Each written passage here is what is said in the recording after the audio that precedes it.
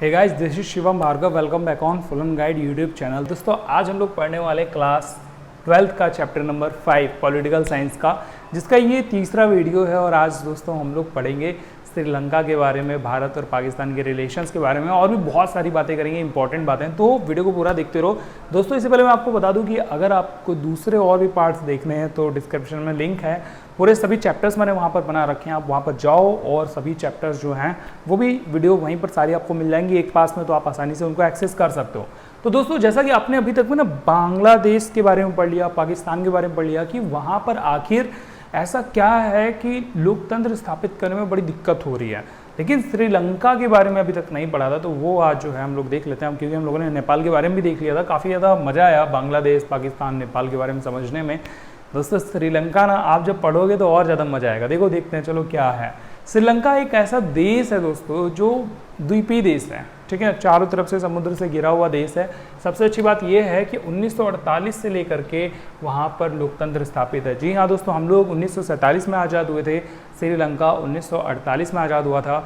अब आप मुझे कमेंट करके बताना कि श्रीलंका पर किनका औपनिवेश स्थापित था। जैसे कि मैं बता देता हूँ, भारत पे ब्रिटिश यानी अंग्रेजों का औपनिवेश था, तो श्रीलंका पर किनका औपनिवेश था, श्रीलंका किसके गुलाम थे, आप मुझे ये कमेंट करके बताओगे। अब दोस्तों 1948 से श्रीलंका में लोकतंत्र स्थापित है, हाँ है। तो वहाँ पर दिक्कत कैसी रही, वहाँ पर कैसा संघर्ष था दोस्तों? वहाँ पर जो संघर्ष था वो जातीय संघर्ष था। ये जातीय संघर्ष आपने क्लास 10 में पढ़ रखा है, थोड़ा थोड़ा आपको याद आ रहा होगा। दोस्तों यहाँ पर दो प्रकार की जातियाँ हैं, एक सिंधली और एक तमिलकम। सिंधली और तमिलकम, देखो यहाँ पर सिंह लिखा हुआ है, सिंह, लेकिन मैं जब इसको बोलूँगा तो सिंहली, ठीक है ना, मतलब ऐसा आपको फील होगा कि मैं सिंधली बोल रहा हूँ, तो आप उसको सिंहली समझेंगे, ठीक है। तो यहाँ पर बहुसंख्यक जाति में सिंहली, अल्पसंख्यक जाति में तमिलकम लोग रहते हैं। कहाँ पे? श्रीलंका में। अच्छा, ऐसा समझो कि आज से तकरीबन 200 सालों पहले से तमिलनाडु जो अपने देश का इलाका है, अपने देश का एक राज्य दोस्तों, वहाँ से बहुत सारे लोग निकल करके श्रीलंका में बसने लग गए। जब से देश आज़ाद हो गया श्रीलंका, तब से यहाँ पर केवल और केवल बहुसंख्यकों का बोलबाला है। दोस्तों ये काफ़ी ज़्यादा परेशान करते थे इन तमिलकम लोगों को। इनका क्या कहना था? इनका कहना था कि ये भारतीय लोग हैं, भारत से हैं, और बात भी सही है, भारत से तो गए ही थे, लेकिन इनका कहना ये था कि ये लोग यहाँ नहीं रहने चाहिए, इनको किसी भी प्रकार की छूट नहीं मिलनी चाहिए, और तो और सत्ता में भी इनका किसी प्रकार का हाथ नहीं होना चाहिए। कुल मिला के इनको एज अ बाहरी पर्सन ट्रीट करो और बाहरी से खदेड़ भी दो। ये सारा कहना था बहुसंख्यक सिंहली लोगों का। इसी चीज़ को लेकर के दोस्तों वहाँ पर युद्ध चलते रहे, काफ़ी ज़्यादा मारकाट हुई, मतलब झगड़े गृह युद्ध वगैरह तो होते ही रहते हैं वहाँ पर, तो आए दिन झगड़े होते रहते थे। तो ये सब कुछ यहाँ पर चल रहा था। अब इसी चीज़ से परेशान होकर के, इसी चीज़ से जो है दुखी होकर के तमिलकम लोगों ने अपना एक ग्रुप बना लिया।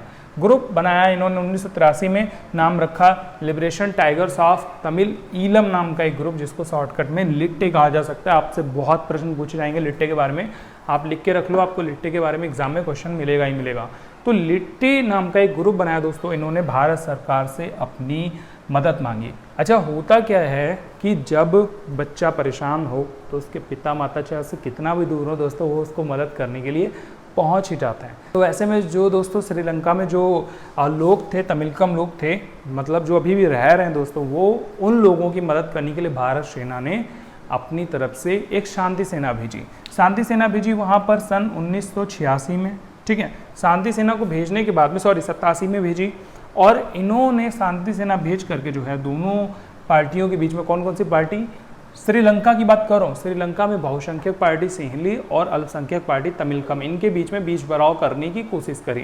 लेकिन दिक्कत ये हुई कि सिंहली लोगों के साथ में श्रीलंकाई मूल निवासियों का या श्रीलंकाई निवासियों का ये कहना हो गया कि भाई बाहर की सरकार हमारे में हस्तक्षेप क्यों कर रही है। मजबूरन वहाँ जो है शांति सेना को भाई श्रीलंका से अपने देश में वापस आना पड़ा। तो मैं बस ये कहना चाहता हूँ कि जो तमिलकम लोगों को परेशान किया जा रहा है, उन लोगों को बचाने के लिए, उन लोगों के संरक्षण में, उन लोगों की हेल्प करने के लिए भारतीय सेना गई थी। शांति सेना 1987 में 2 सालों बाद वो वापस आ गई। अच्छा, अगर इन्हीं ग्रुप की बात कर लें तो इन्होंने उत्तर पूर्वी श्रीलंका में, यानी इस वाले हिस्से में जो है अपना पूरा प्रभुत्व बना रखा है तमिलकम लोगों ने। जनसंख्या बहुत कम है इनकी, इनके मुकाबले तो अल्पसंख्यक ही हैं, लेकिन फिर भी जो है इन्होंने यहाँ पे अपना अच्छा खासा हिसाब किताब बना के रखा हुआ है दोस्तों। तो इस तरीके से आप ये देख पाओगे कि यहाँ पर लोकतंत्र की कोई प्रॉब्लम नहीं है, यहाँ पर गृह युद्ध बहुत होते हैं। कौन कौन से? सिंहली और तमिलकम लोगों के बीच में। दोस्तों ये गृह युद्ध शांत कराने के लिए कई अन्य देश भी हमारे सामने आते हैं, जैसे कि नॉर्वे और आइसलैंड। इन्होंने कई बार इन दोनों के बीच में जो है शांति स्थापित कराने की कोशिश कराई, ताकि इन लोगों में झगड़े ना हो, प्रॉब्लम ना हो, और जो देश है वो आगे निरंतर तरक्की की तरफ बढ़ता जाए। अच्छा, जब बात करते हैं तरक्की की, तो श्रीलंका की तरक्की में पीछे बिल्कुल नहीं भाई। उनका अगर आप ये वाला ये ग्राफ देख पाओगे तो यहाँ पर आपको पता चलेगा कि श्रीलंका लगभग हमसे हर एक काम में आगे है। छोटा सा देश है, बहुत सारे गृह युद्ध होते रहते हैं, वहाँ पर इतनी सारी प्रॉब्लम्स है दोस्तों, लेकिन उसके बावजूद भी श्रीलंका हम सबसे बहुत ज़्यादा आगे हैं। बात करें अगर उदारीकरण की, तो पूरे एशियाई ग्रुप में दोस्तों जो अर्थव्यवस्था का उदारीकरण होता है ना, अर्थव्यवस्था का उदारीकरण, वो सबसे पहले सिर्फ श्रीलंका ही कर पाया आज तक की। और तो और इनका जो व्यक्तिगत पर्सनल, मतलब एक व्यक्ति प्रति व्यक्ति जिसको हम बोलते हैं, प्रति व्यक्ति सरल सकल घरेलू उत्पादन है ना, वो भी बहुत ज़्यादा है, मतलब हम लोगों से तो बहुत ज़्यादा ही है। तो ऐसे में आप देख सकते हो कि इतने सारे गृह युद्ध होते हुए भी श्रीलंका ने अपने आप को किस तरीके से बचा रखा है।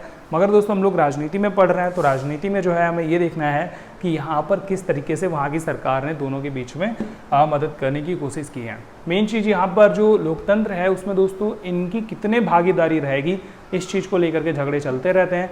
और ये जो है जब एटलीस्ट इनके लिए बहुत ज़्यादा प्रॉब्लम शुरू हो गई अल्पसंख्यक लोगों के लिए, तमिलकम लोगों के लिए, तो इस ग्रुप ने पूरे के पूरे तमिलकम लोगों ने अपने लिए एक स्वतंत्र देश की मांग करी। ना वो भारत में आना चाहते हैं, ना ही तो वो तमिल में श्रीलंका में रहना चाहते हैं, वो अपने लिए एक नया स्वतंत्र देश चाहते हैं। लेकिन क्या ये आपको पॉसिबल, मतलब क्या आपको लगता है कि ये पॉसिबल हो पाएगा? हालांकि वहाँ की अगर न्यूज़पेपर पढ़ो, वहाँ की चीज़ें पढ़ो, वहाँ की जानकारी लो, तो कभी कभार लगता भी है, क्योंकि इतने युद्ध होते हैं कुछ पूछो नहीं। युद्ध का मतलब है कभी जब मर्जी होती तब बंदूक लेकर के चल जाते हैं लड़ने के लिए। तो इस तरीके से ये श्रीलंका के हाल है, लेकिन फिर भी हम कह सकते हैं यार हमसे आगे हैं। अब दोस्तों बात करते हैं अगले हेडिंग के बारे में। तो भारत और पाकिस्तान का संघर्ष देखो, हम सबसे छुपा नहीं है, हम सब लोग जानते हैं कि भारत और पाकिस्तान के जो रिश्ते हैं वो कभी भी नहीं सुधरने वाले हैं। मे भी उनके बीच में शायद ही लगभग इम्पॉसिबल है, 0% चांस है कि भारत और पाकिस्तान जो है कभी भी शांत बैठेंगे, आपस में एक दूसरे के प्रति जो है अच्छा वाला व्यवहार करना शुरू कर देंगे। तो बात करते हैं सारी कहानी शुरू कहाँ से हुई थी। शुरू हुई थी दोस्तों भारत और पाकिस्तान के विभाजन से। भारत और पाकिस्तान का विभाजन सबसे पहले देश के आज़ाद होते ही हो गया था, आप सबको पता है। और जैसे ही देश आज़ाद हुआ दोस्तों 1947-1948 में भारत का पहला युद्ध हो गया। भारत और पाकिस्तान का पहला युद्ध हुआ, जिसके पीछे जो मेन रीज़न था दोस्तों वो था आपका कश्मीर को लेकर के। ये लोग कश्मीर के बॉर्डर को लेकर के लड़ पड़े, ठीक है। तो कश्मीर जो था ये मुद्दा बना भारत और पाकिस्तान के पहले युद्ध का।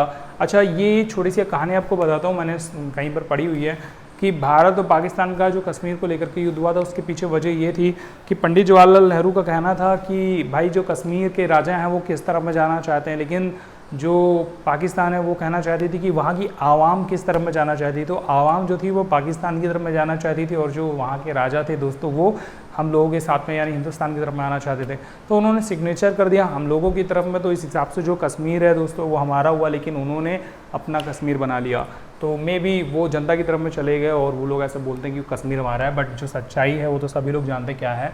इसके बाद में दोस्तों इन्होंने फिर से झगड़ा किया 1965 में सेम बात को लेकर के, और थोड़ा बहुत जल वल की संधि बंदी को लेकर के, मतलब जल संधि ने बेसिकली जो सिंधु नदी का पानी है उसको लेकर के भी यहाँ पर झगड़े हुए।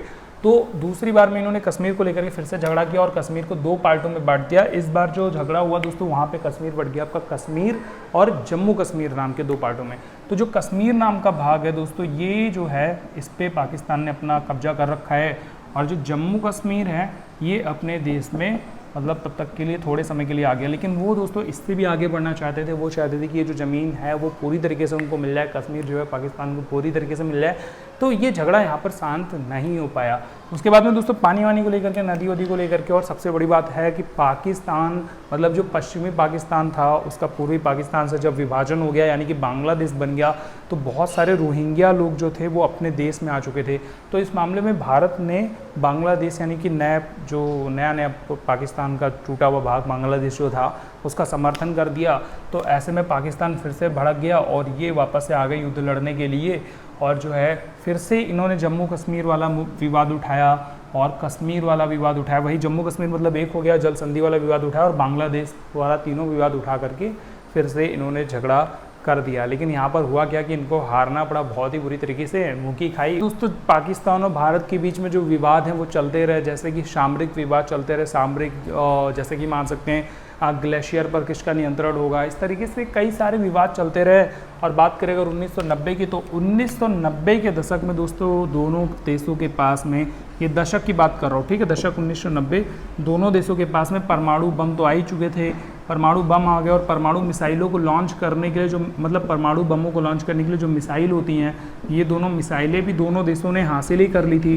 तो ये भी एक बड़ा विवाद का विषय दोनों के बीच में बनता जा रहा था कि आपस में झगड़े करें, हमारा जो दुश्मन है वो इतना ज़्यादा ताकतवर होता जा रहा है, तो इस हिसाब से झगड़े में जो है बढ़ोतरी होती रही। फिर इसके बाद में दोस्तों भारत ने 1998 में, ध्यान से देखना, भारत ने 1998 में अपना पहला परमाणु परीक्षण कर लिया, सफल परमाणु परीक्षण रहा, परमाणु परीक्षण, ठीक है।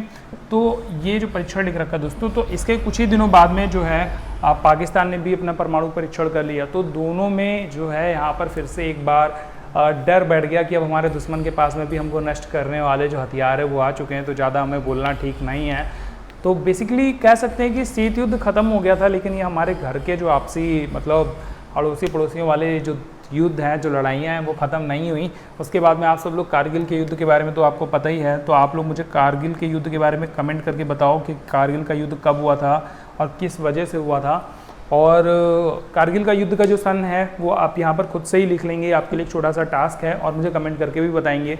और दोस्तों इस तरीके से भारत और पाकिस्तान के युद्ध जो है वो चलते रहे। अब यहाँ पर जब युद्ध बढ़ते रहे तो दोस्तों देखते हैं कि दोनों जो सरकारें हैं, चाहे पाकिस्तान की है चाहे भारत की सरकार है, इनका आपस में एक दूसरे को लेकर के क्या कहना है, इनके भी बयान हमारे सुनने जानने मतलब हमको पता होने चाहिए यार कि भारत की सरकार पाकिस्तान की सरकार के लिए क्या क्या कहती है। दोस्तों दोनों देशों की जो सरकारें वो एक दूसरे पर आरोप भी लगाती रहती हैं। आइए देखते हैं कौन कौन से आरोप जो है वो एक दूसरे पर लगाती रहती हैं। जैसे कि पहला आरोप जो है भारत की सरकार की तरफ से लगाया जाता है कि जो पाकिस्तान है वो गुप्त हिंसा की जो रणनीति है उसको अपनाता है। गुप्त हिंसा का मतलब वो सामने तो जो है मीठी मीठी बातें करता है और पीछे जो है हिंसा की रणनीति अपनाता है, जैसे कि बम फोड़ देना, लोगों को मार देना, इस तरीके की जो हिंसाएँ हैं, मारने में कुछ भी हो सकता है, जैसे बम या कोई और चीज़, तो इस टाइप से गुप्त हिंसा की रणनीति जो है पाकिस्तान अपनाता है। ये भारत का पहला आरोप है।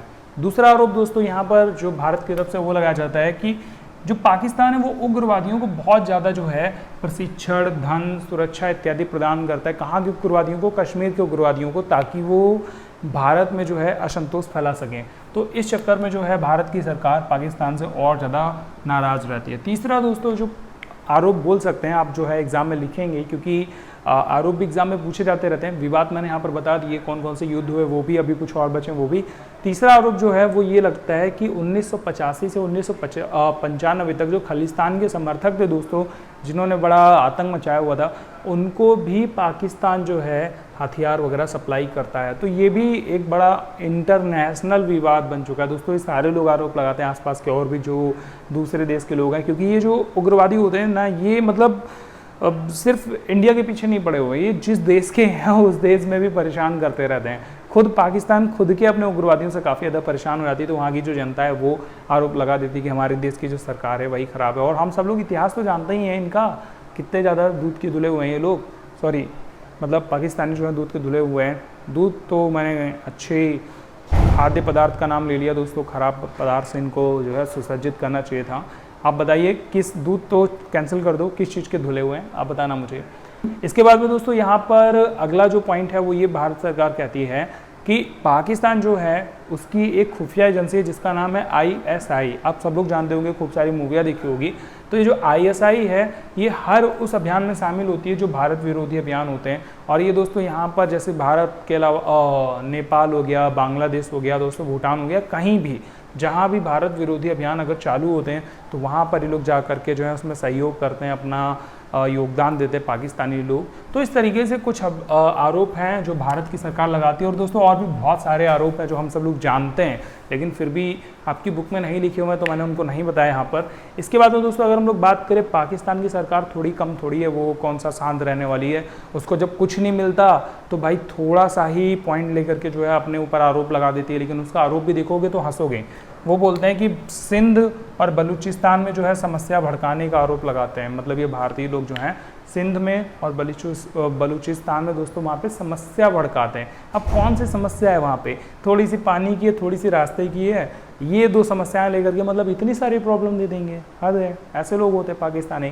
खैर जो भी हैं, इसके अलावा दोस्तों कुछ और भी प्रॉब्लम्स हैं जो यहाँ पर मैंने आपको अलग से मेंशन किया हुआ है। जैसे कि 1960 में जल संधि हुई थी भारत और पाकिस्तान में, जो कराई थी विश्व बैंक ने। जल संधि भी वही बड़ी अजीब चीज़ है कि भारत से जो नदी निकल रही है वो यार अगर पाकिस्तान में जा रही है तो मतलब हमारे देश से वो उद्गम हो रहा है उसका, और वो कितना हिस्सा जाएगा उसका पानी का, इन चीज़ों पर भारत का कंट्रोल तो रहेगा। और चलो नहीं भी है, प्राकृतिक रूप से अगर हम उसको खुला छोड़ देंगे तो उसमें मतलब ये थोड़ी हो गया कि वो पूरी तरीके से नदी तुम्हारी हो गई, जहाँ से उद्गम हो रहा है तुम वहाँ तक का चीज़ लेकर के आ जाओ। भाई भारत के अंदर से नदी निकल रही है, तो जो भी हो जल संधि को लेकर के, मतलब जल को लेकर के, नदी को लेकर के जो है पाकिस्तान और भारत के बीच में खूब विवाद रहा, तनातनी खूब दिन तक रही। तो विश्व बैंक ने इसके बीच में जो है शांति कराई। इसके बाद में दोस्तों एक और प्रॉब्लम है, वो है कच्छ की प्रॉब्लम। कच्छ में भी एक सर्करिक सीमा रेखा पड़ती है दोस्तों, वहाँ पर भी काफ़ी ज़्यादा विवाद रह रहा है। तो अब सर्करिक सीमा रेखा, आप सब लोग पहले तो मुझे ये बताओ कच्छ का नाम कितने लोगों ने सुन रखा है? बहुत सारे लोगों ने जो है कच्छ का नाम नहीं सुना होता, गुजरात में पड़ता है, आप ये मैप में यहाँ पर देख सकते हैं। तो ये जो कच्छ है दोस्तों, यहाँ पर सर्करिक सीमा रेखा पड़ती है, उसको लेकर के काफ़ी ज़्यादा इन दोनों देशों के बीच में विवाद तनातनी चलती रहती है। क्योंकि अगर इस प्रॉब्लम को अगर हम सॉल्व कर लेंगे तो उसके आसपास में जो समुद्री संसाधन है ना वो बढ़ जाएंगे, और अगर नहीं सॉल्व करेंगे तो भी यहाँ पर जो है कब्जे वाली बात हो जाती है। तो इस तरीके से इन दोनों देशों के बीच में प्रॉब्लम्स बनी रहती हैं दोस्तों।